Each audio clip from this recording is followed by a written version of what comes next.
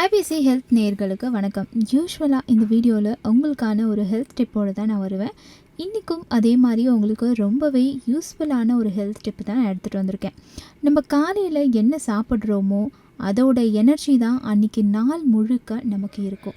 So நம்ம காலையில் சாப்பிடக்கூடிய அந்த பிரேக்ஃபாஸ்ட்டுன்றது ரொம்ப ரொம்ப முக்கியமான ஒரு விஷயம். அதை கண்டிப்பாக நீங்கள் ஸ்கிப் பண்ணவே கூடாது. அதே மாதிரி நீங்கள் என்ன சாப்பிட்றீங்க அப்படின்றதும் ரொம்ப முக்கியமான விஷயம். நான் இப்போ ஒரு சில பிரேக்ஃபாஸ்ட் இதெல்லாம் சாப்பிட்டீங்க அப்படின்னா உங்களுக்கு நல்ல எனர்ஜி கிடைக்கும். அன்றைக்கி நாள் ஃபுல்லாக ஹெல்த்தியாக இருப்பீங்க அப்படின்றத நான் சொல்கிறேன். ஃபஸ்ட்டு என்ன அப்படின்னு பார்த்தீங்கன்னா முட்டை.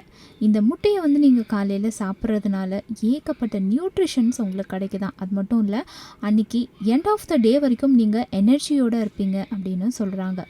இன்னொன்று என்ன அப்படின்னு பார்த்தீங்கன்னா பழங்களை மட்டுமே நீங்கள் பிரேக்ஃபாஸ்ட்டாகவும் எடுத்துக்கலாமா.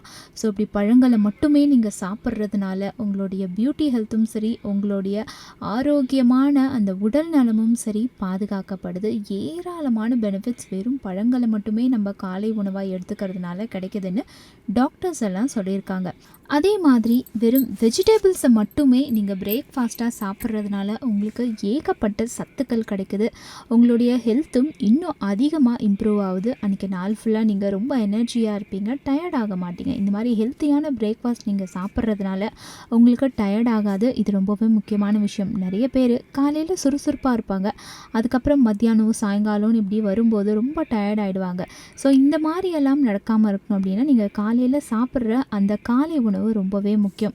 அண்ட் இது நிறைய பேருக்கு தெரிஞ்சிருக்கும். காலையில் இட்லி ரொம்பவே ஒரு சிறந்த பிரேக்ஃபாஸ்ட் அப்படின்னு ரிசர்ச்சில் சொல்லியிருக்காங்க. ஏன் தோசையை விட இட்லி ரொம்ப நல்லது அப்படின்னு கேட்டிங்கன்னா, இட்லியை நம்ம ஆவியில் வேக வைக்கிறோம், தோசையை நம்ம ஆயில் ஆட் பண்ணுறோம் இல்லையா. ஸோ அதனால் தோசையை விட உங்களுக்கு இட்லியே நல்லது.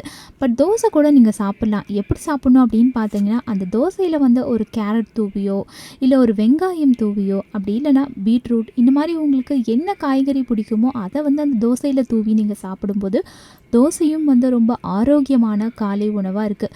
இப்போ நான் சொல்ல போகிற இந்த பிரேக்ஃபாஸ்ட் 100% ரொம்பவே ஹெல்த்தின்னு டாக்டர் சொல்லியிருக்காங்க. அப்படி என்ன சொல்கிறேன்னு கேட்குறீங்க?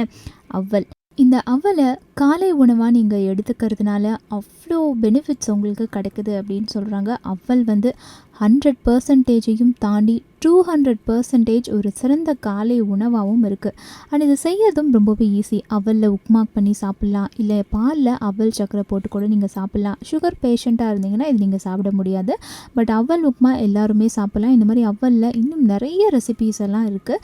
ஸோ இதில் என்ன மாதிரி உங்களுக்கு பிடிக்குதோ நீங்கள் அந்த மாதிரி செஞ்சு சாப்பிடுங்க. பட் அவல் மார்னிங் ரெசிபிக்கு ரொம்பவே நல்லது அப்படின்றது 100% உண்மை. உங்களுக்கு இந்த வீடியோ பிடிச்சிருந்துச்சுன்னா கமெண்ட்டில் மென்ஷன் பண்ணுங்கள். இன்னும் எது ரிலேட்டடான ஹெல்த் டிப்லாம் உங்களுக்கு வேணுன்றதையும் நீங்கள் கமெண்ட்டில் சொன்னீங்கன்னா அந்த வீடியோவில் நான் உங்களை சந்திக்கிறேன்.